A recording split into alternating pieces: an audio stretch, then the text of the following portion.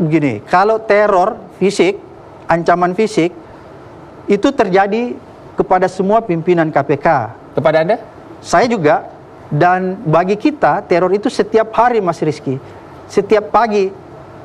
Oleh karena itu, kita mengistilahkan teror kalau di KPK itu seperti sarapan pagi. Oh. Kenapa seperti sarapan pagi? Karena setiap hari itu teror. Jadi kayak orang sarapan aja tiap pagi. Pasti kan ada ya? Iya, jadi pasti ada. Jadi karena saking seringnya, itu menjadi imun bagi kita. Sudah kita tidak pedulikan lagi sebenarnya. Yang paling diingat teror seperti apa selama menjabat ketua KPK waktu itu?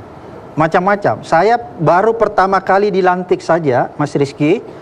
Tiba-tiba saya masuk di ruangan saya.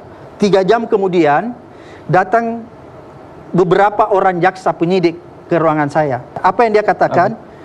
Dia memperlihatkan saya HP-nya. Dia bilang, dia panggil kakak ke saya ya. Kak Abraham, ini ada ancaman ke dia ya. Tolong sampaikan kau punya ketua Abraham Samad, jangan coba-coba bongkar kasus-kasus besar dan kasus-kasus lainnya. Kalau dia coba-coba macam-macam, dia akan kita habisi nyawanya dan seluruh keluarganya. Itu jaksa. Itu pertama 3 jam setelah itu. 3 jam setelah pelantikan saya memasuki ruangan saya. Dan tidak takut saat itu? Saya anggap itu hal yang biasa saja karena dulu waktu saya di Makassar sebelum jadi pimpinan KPK juga saya sudah menghadapi ancaman gitu. Ya. Pernah rumah saya itu ya dilemparin masuk binatang yang sudah disembelih jadi berdarah gitu, mau putus lehernya. Dikirim ke rumah? Iya, dikirim ke rumah saya. Darahnya itu di halaman saya. Kemudian ada kertas yang tulisan dari Dalat tentang ancaman. Itu pembantu saya yang ngambil pada saat membersihkan terus diserahkan ke saya. Saya lihat, tapi saya biasa-biasa saja. Tapi pada saat itu anak saya yang pertama yang sekarang sudah mulai kuliah, pada saat itu masih kecil, dia kan udah tahu membaca tuh. Dia tanya mamanya, saya kan dengar tuh, "Mah, siapa yang mau bunuh papa? Kok kenapa sih orang itu mau bunuh papa? Papa kan orang baik." Begitu tuh kata-kata anak saya gitu. Jadi ancaman-ancaman teror itu sudah muncul. Tapi jangan-jangan dulu waktu masih muda memang suka tawuran katanya, saya dapat bocoran ya. Bukan. Jadi, enggak. Suka berantem ya? Enggak, bukan tawuran lah. Tawuran itu konotasinya jelek ya. Jadi apa dong? Dulu di Makassar, anak laki-laki itu identik dengan dengan kelaki-lakiannya. Jadi belum bisa disebutkan dia sebagai seorang laki-laki kalau nggak berantem, kalau dia tidak pernah mengalami perkelahian. Abraham sama tuh ya itu. Ini di Makassar. Tapi sekali lagi ini bagi pemirsa ini jangan dicontoh. Jangan dicontoh. Gitu. Jadi tapi memang berantem karena punya ilmu bela diri. Ya, saya ikut ilmu bela diri ya. Apa? Tinju? Tinju? Iya. Bisa tinju? Bisa. Pernah mengalami luka nggak? Sobek atau? Pernah, Mas Rizky ini. Ya? Ini sobek ya kulit Coba saya lihat. Ini. Waduh. Pecah kan? Iya. Coba. Ini ya. Ya. Terus ini hidung saya nih. Ini. Coba ya. Pukul. Nah, tulangnya kan. Wah. Itu kan bunyi kan? Iya. Itu patah itu. Harusnya itu dipukul siapa masih ingat? Ya, lawan kan gitu ya. Oke. Gitu. Kalau memang kita bicara tinju, saya juga mau ngajak tinju. Saya udah siapkan di sini ada glove di sini. Ajarkan saya bertinju, kemudian kita bertinju.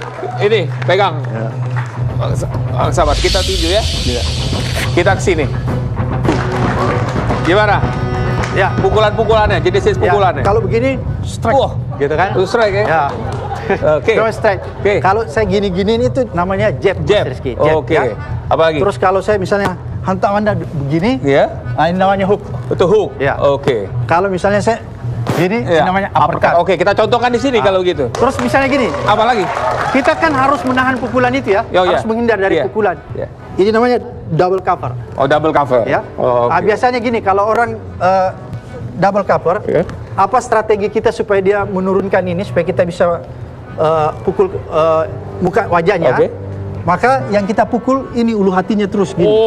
Karena kalau ulu hati dipukul terus begini, pasti dia turun. Akan tekanannya turun. Begitu terus, dia turun, kita masuk kasih ini. Hook, gitu. Bisa gitu. betul.